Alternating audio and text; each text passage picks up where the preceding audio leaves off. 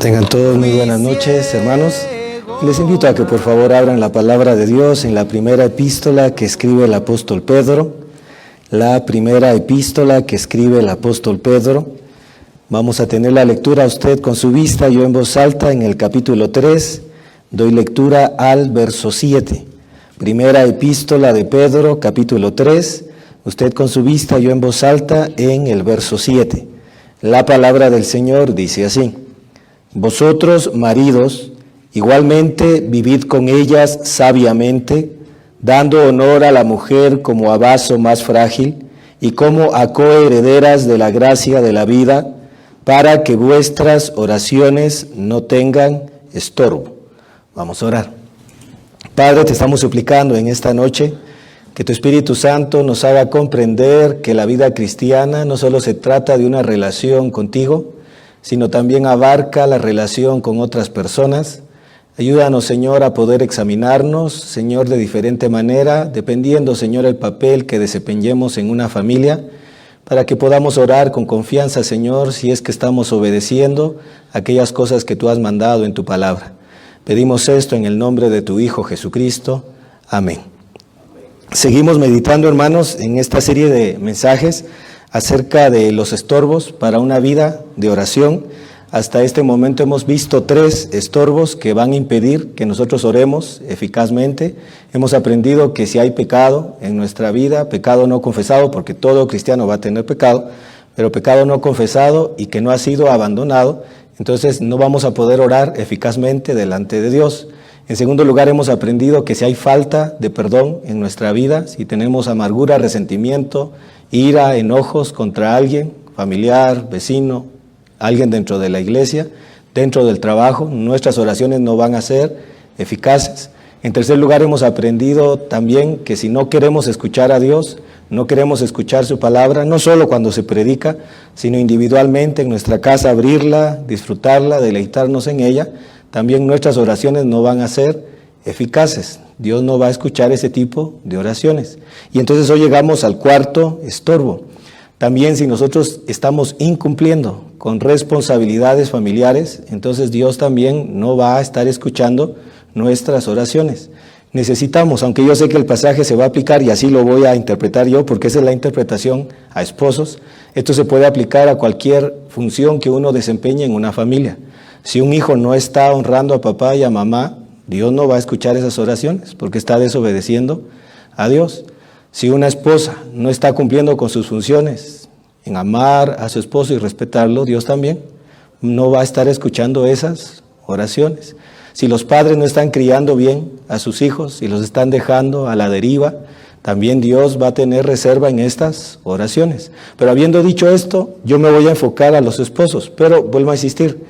Al final voy otra vez a recalcar que sea la función, el papel que desempeñemos en una familia, lo importante es que con la ayuda de Él nosotros podamos cumplir lo que Él ha asignado a cada uno en una familia.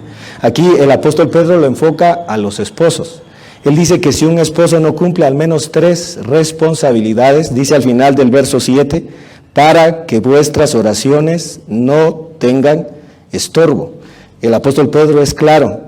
El apóstol Pedro les está diciendo a estos esposos, si ustedes quieren orar correctamente delante de Dios, y ustedes quieren que Dios tenga abiertos sus oídos y escuche sus oraciones y conteste sus oraciones, ustedes tienen que vivir correctamente con sus esposas.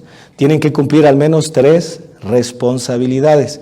Y como no es un tema de enseñanza, solo voy a dejar algunas ideas en su mente.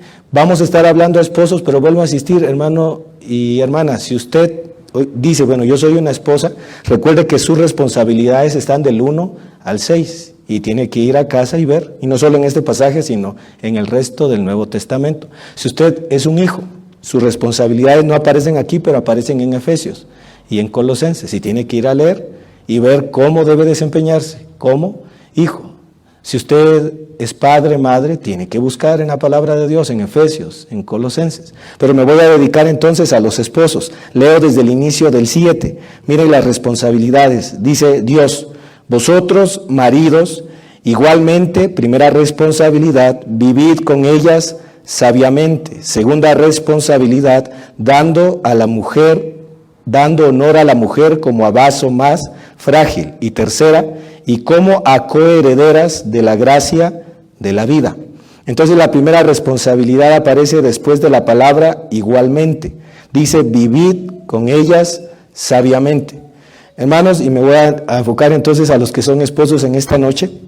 Si ustedes quieren que Dios escuche sus oraciones, si ustedes quieren orar eficazmente delante de Dios y sentir esa libertad de que Dios está atento a sus oraciones, Dios dice, ni siquiera Pedro, ni siquiera este predicador que está delante de ustedes, sino Dios les dice en esta noche, vivan sabiamente con su esposa.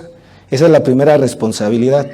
A veces se dice en forma de broma, pero es una realidad. Hermanos, es difícil comprender a las mujeres, y los que están casados saben esto mejor que yo, lo saben por experiencia. Se requiere de mucha sabiduría para vivir con una mujer. Hermanos, la palabra ahí vivir en el idioma original da la idea de estar viviendo acompañado de alguien. Podríamos sustituirla con la palabra convivir. Vivir constantemente con alguien, relacionarse con esa persona. Eso no se da en otra relación, por eso el matrimonio es tan especial.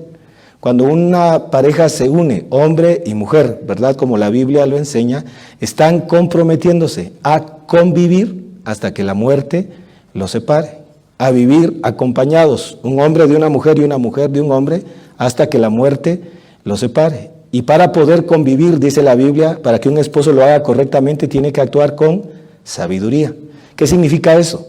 Tiene que buscar la ayuda del Señor para ser una persona que ayuda y comprende a su esposa en las diferentes necesidades que ella tiene. Ella tiene necesidades físicas, emocionales, mentales y sobre todo espirituales.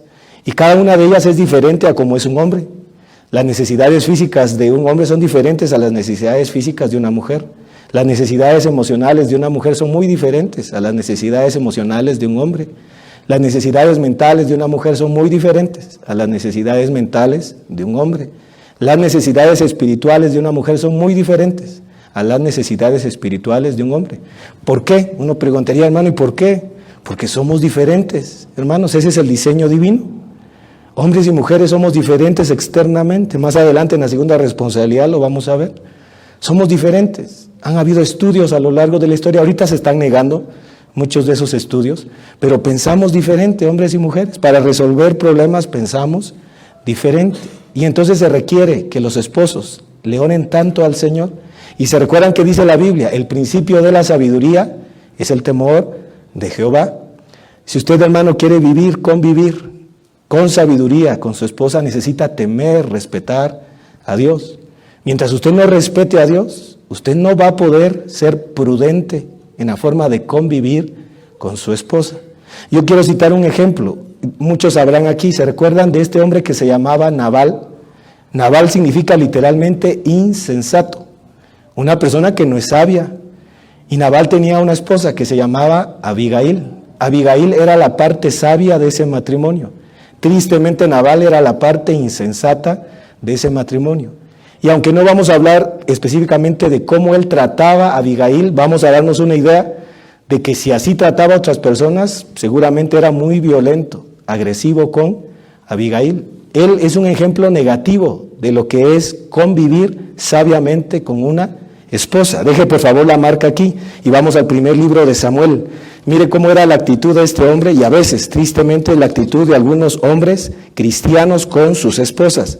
Primer libro de Samuel, capítulo 25, versos 2 y 3.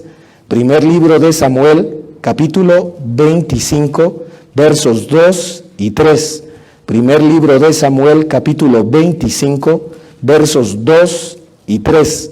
Dice la palabra: y en Maón había un hombre que tenía su hacienda en Carmel, el cual era muy rico, y tenía 3,000 ovejas y 1,000 cabras. Y aconteció que estaba esquilando sus ovejas en Carmel. Ahora mira el 3.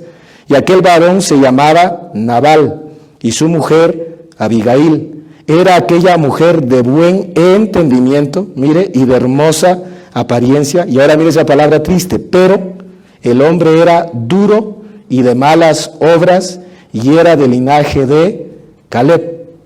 Mientras que la mujer sí convivía con sabiduría con este hombre. Dice que este hombre era duro y de malas obras. No era sabio, porque eso es lo contrario a ser una persona sabia. Más adelante, los mismos siervos de este hombre dan testimonio de cómo era él. Capítulo 25, verso 17, 25, 17. Le dicen estos hombres a Abigail: ahora pues reflexiona y ve lo que has de hacer, porque el mal está ya resuelto contra nuestro amo y contra toda su casa, pues él es un hombre tan perverso que no hay quien pueda hablarle. Y hermanos, eso resume la actitud de este hombre. Nadie podía hablar con este hombre. Y eso es cuando es una persona insensata. Cuando uno lee Proverbios, así son las personas insensatas. No se les puede hablar, porque inmediatamente se ponen violentas, se ponen agresivas, cierran sus oídos. Usted ha conocido hombres así, porque estamos hablando de hombres. Por eso allá está diciendo Primera de Pedro, capítulo 3:7, convivan sabiamente con sus mujeres. Yo estoy citando este ejemplo porque eso es lo contrario. Los esposos no deben ser como Nabal. Sus mismos siervos le están diciendo a Abigail: mira, tu esposo ha insultado a David. ¿Se recuerdan que ese es el contexto?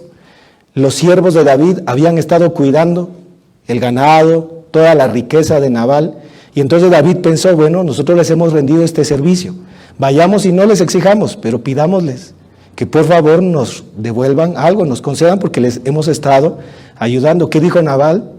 Esas personas yo ni las conozco, esos son como perros, básicamente los trató. Usted puede leer después. Este hombre se está corriendo, yo no le voy a hacer ningún favor a David. Y entonces, ¿qué pensó David? Ahí sí David actuó insensatamente. David dijo: voy a ir a matar a Nabal, a mí nadie me va a insultar. Y David ya va, eso es lo que le están diciendo los siervos, ya está determinado el mal sobre toda esta casa. Mira qué haces. ¿Y qué hizo Abigail? La de entendimiento. Usted puede leer todo ese capítulo, dice que salió a encontrar, no le dijo nada a Nabal, sale a encontrar a David y lo encuentra en el camino y le dice: ten misericordia, es cierto, tú has cuidado de toda nuestra riqueza. Usted lo puede leer, nosotros te traemos estos presentes. ¿Y qué dijo David? David reconoció que Abigail era una mujer sabia, le dice: Dios te envió para detenerme porque yo iba a hacer algo insensato. En mi ira yo me estaba dejando llevar. Y David determina ya no ir a destruir a Nabal. Pero hermanos, este es un ejemplo negativo de cómo no se debe comportar un esposo con una esposa. Como dije al inicio, a veces se toma como broma, pero es una realidad.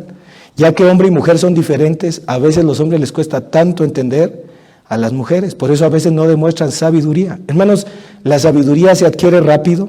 Preguntémonos, ¿cualquier persona puede ser sabia rápidamente? ¿En 5 minutos alguien se vuelve sabio? ¿En un año alguien se puede volver sabio?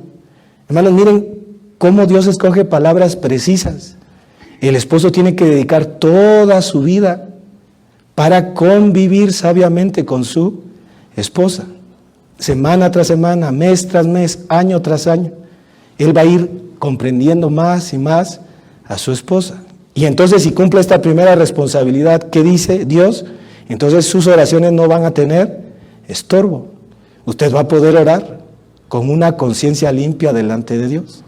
No depende si su mujer lo trata bien, porque Pedro no está diciendo si los tratan bien las esposas. A veces las esposas no van a corresponder a esa convivencia sabia que da el esposo. A veces el esposo va a querer comprender, va a querer ayudar y la esposa no va a querer. Pero eso ya no es responsabilidad del esposo. La responsabilidad del esposo es convivir sabiamente. Si la mujer no quiere aceptar eso, esa ya va a ser responsabilidad de ella delante de Dios. Y ella va a tener entonces problemas a elevar sus oraciones delante de Dios. El hombre puede entonces orar con tranquilidad, puede decirle al Señor: Señor, te he pedido sabiduría para convivir con mi esposa y tú me has ayudado. Mira, ella está actuando de esta manera, pero ayúdame a poder seguir haciéndolo. Y esas oraciones están siendo escuchadas y va a poder orar por cualquier otra cosa. Dios va a estar oyendo. Regresemos a la segunda responsabilidad. Primera de Pedro, capítulo 3. Doy lectura al verso 7. Primera de Pedro, capítulo 3 y el verso 7. Y leo desde el inicio para llevar la secuencia. 3, 7. Vosotros, maridos, igualmente vivid con ellas sabiamente, dando honor a la mujer como a vaso más frágil. Y ahí nos detenemos. Primera responsabilidad, vivir con sabiduría con su esposa. Segunda responsabilidad, respetar la fragilidad de su esposa. Dice ahí después de la palabra sabiamente, dando honor, respeto a la mujer como a vaso más frágil. Hermanos, esto se está negando debido a la ideología de género y se ha metido tanto, y los jóvenes, los que son padres aquí, tengan 100% seguro que eso ya está afectando a sus hijos, sus compañeros, debido a que ahorita están todos aislados, eso ya no ha calado más, pero ya cuando otra vez se vuelvan a juntar van a ver cómo, y tristemente esto es cierto, cómo está siendo influenciado los muchachos, desde la adolescencia hasta los jóvenes, y están viendo a la iglesia como alguien retrasado, como un grupo de personas que viven con ideas pasadas. ¿A qué me refiero? Actualmente decirle a una mujer que es frágil es casi insultarla, el feminismo se ha encargado de eso. No, nosotras débiles, nosotras no somos débiles, nosotras no somos frágiles, nosotras podemos hacer lo mismo que los hombres. Si un hombre puede levantar pesos grandes, pues nosotras nos vamos a esforzar y podemos hacer lo mismo. Nosotras podemos ponernos al mismo nivel que los hombres, pero hermanos, hemos sido diseñados diferente, no se puede negar. La segunda responsabilidad que tiene un esposo es que tiene que reconocer que su mujer no es igual que él en fuerza física. Tiene que respetarla, reconociendo que ella es frágil, no débil, sino simplemente delicada. Esa es la idea en ese pasaje. Las mujeres son fuertes en otras áreas, pero cuando hablamos de aspectos físicos, incluso a veces también en algunas áreas emocionales, son frágiles, son muy delicadas, son como una rosa. Hermanos, tomemos una rosa y pongamos un árbol, un cedro, y que venga una lluvia fuerte con granizo. ¿Cuál de los dos va a resistir más? ¿La rosa o el cedro? El cedro, por más granizo que venga, va a estar ahí en pie, pero la rosa, que es frágil, va a empezar a recibir todo ese daño. Hermanos, Dios hizo a los hombres, los diseñó así, con una fuerza mayor físicamente. ¿Para qué? Para maltratar a sus esposas, para dañar a sus esposas, para pegarle a sus esposas, para someter a sus esposas. ¿Para eso nos dio más fuerza Dios a los hombres? No, nos dio más fuerza para proteger y cuidar a las esposas, para reconocer que ellas no se pueden igualar a nosotros en poder. Entonces, ¿qué debemos utilizar en ese poder físico? No para dañarlas, sino para ayudarlas, para protegerlas, respetarlas. Hermanos, cuando uno lee el Antiguo Testamento, ¿quiénes iban a la guerra? Actualmente eso también se quiere echar abajo. Se están metiendo cada vez mujeres al ejército. Y las mujeres dicen, nosotras también podemos. Pero hermanos, es que no es el diseño divino. En el Antiguo Testamento, cuando uno lee, los hombres eran los que tenían la responsabilidad de ir a pelear. ¿Por qué? Porque se estaba respetando a las mujeres, reconociendo que ellas son frágiles, que ellas no van a rendir lo mismo en una guerra que un hombre. Hermanos, y hasta nuestra forma externa, los hombres somos más toscos, una mujer es más delicada. ¿Se recuerdan que a veces también se piensa, yo no lo estoy diciendo en morbosidad, sino lo estoy diciendo de forma sana, lo siguiente que voy a decir? Un hombre es más cuadrado en su cuerpo. Es fácil distinguir el cuerpo de un hombre. Una mujer tiene, y vuelvo a insistir, yo no lo estoy diciendo en el sentido de morbosidad, ese es el diseño divino. Una mujer tiene sus curvas, es delicada, es frágil. Hermanos, los hombres, los esposos, deben cumplir también esa responsabilidad. Deben respetar la fragilidad de sus esposas. Deben utilizar la fuerza que tienen, física, mental, emocional, espiritual incluso. ¿Para qué? Para cuidar de su esposa. Esa es su responsabilidad. ¿Por qué? Porque por eso ustedes son cabezas del hogar.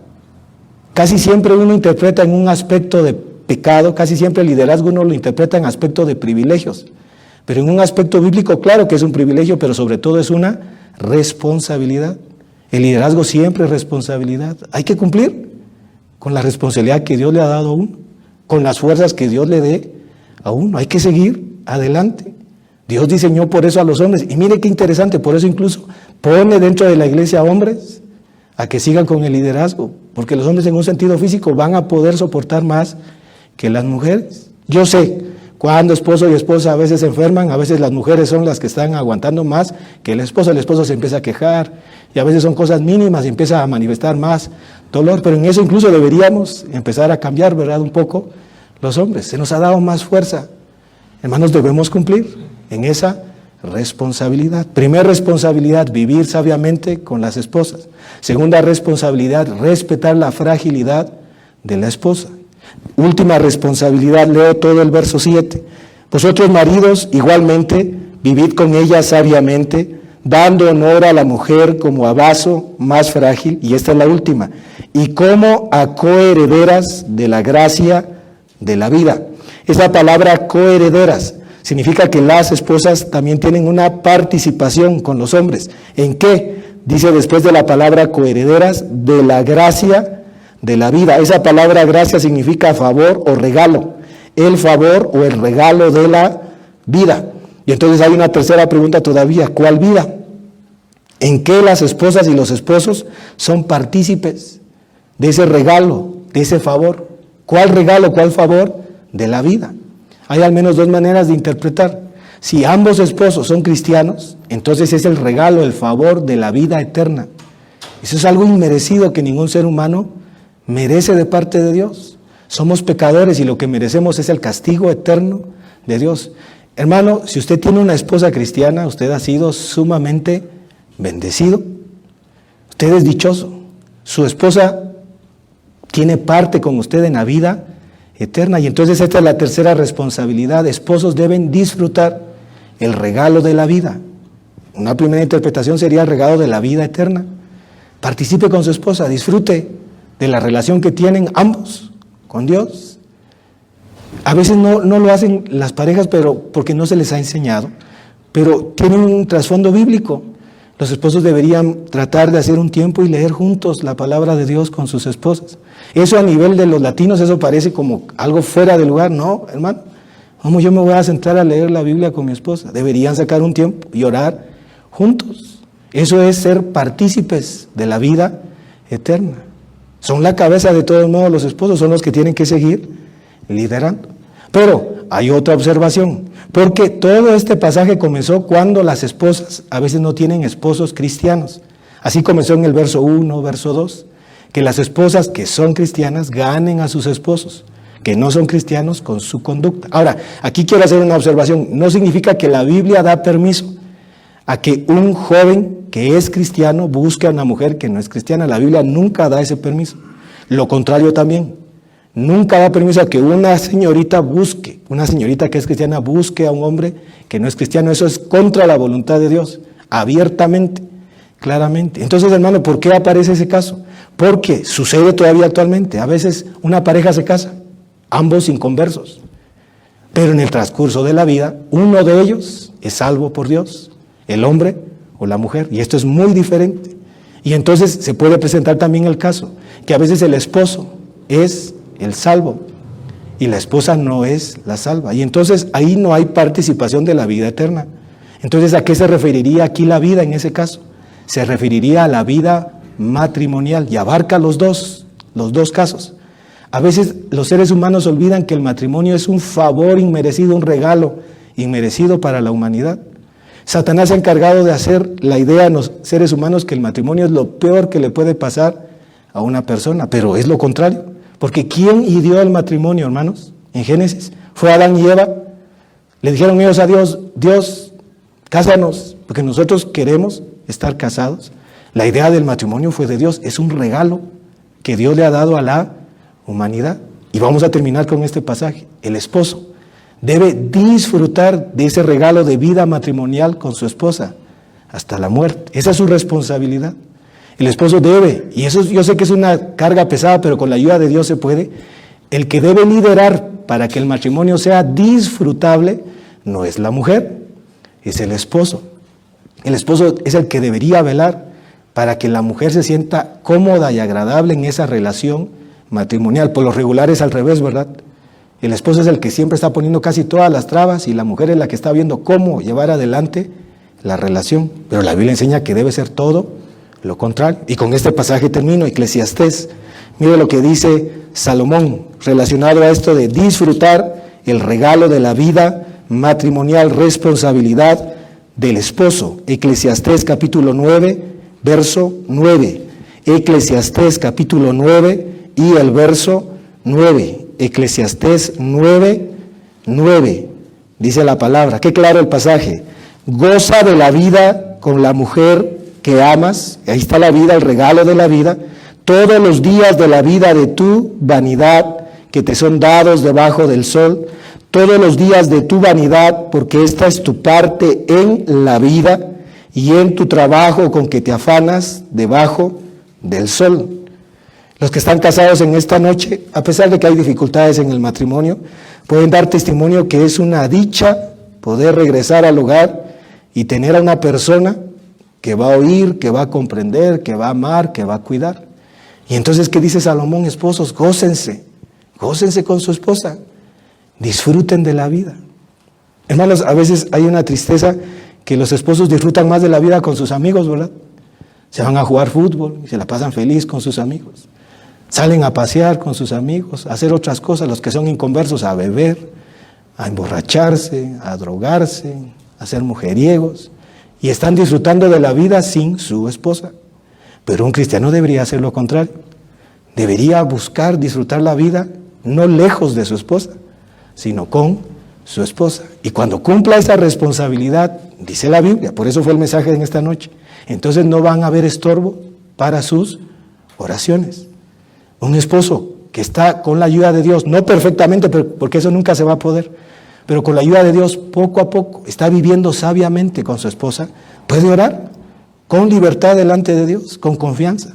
Un esposo que está respetando a su esposa, sabiendo que ella es más frágil, físicamente, mentalmente, emocionalmente, va a poder orar con libertad delante de Dios. Un esposo que está disfrutando de la vida con su esposa, juntos reconocen que ese es un regalo que Dios les ha dado, la vida, no solo física, sino matrimonial, va a poder orar con libertad delante de Dios. Y como dije, estuve hablando de esposos, ahora enfoco.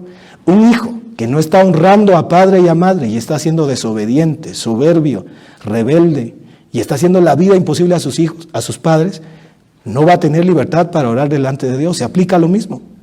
Tiene que honrar a padre y a madre y entonces va a poder orar con libertad delante de Dios. Una esposa que no está respetando a su esposo, que no está siendo sumisa a su esposo, no va a poder orar con libertad delante de Dios. Necesita someterse a su esposo. Unos padres que no están criando en disciplina y amonestación del Señor a sus hijos, los están dejando hacer lo que quieran. Es más, los están criando, pero no en el cristianismo, sino con ideas mundanas. No van a poder orar con confianza delante de Dios. Hermanos, aunque aquí la interpretación es para esposos, se aplica a cualquier ámbito de la familia. Todos tenemos un papel que desempeñar y necesitamos, con el poder de Dios, cumplirlo poco a poco. Y entonces así nuestras oraciones van a ser aceptas delante de Dios. Que el Señor nos ayude, hermanos, a tener familias fuertes en la iglesia.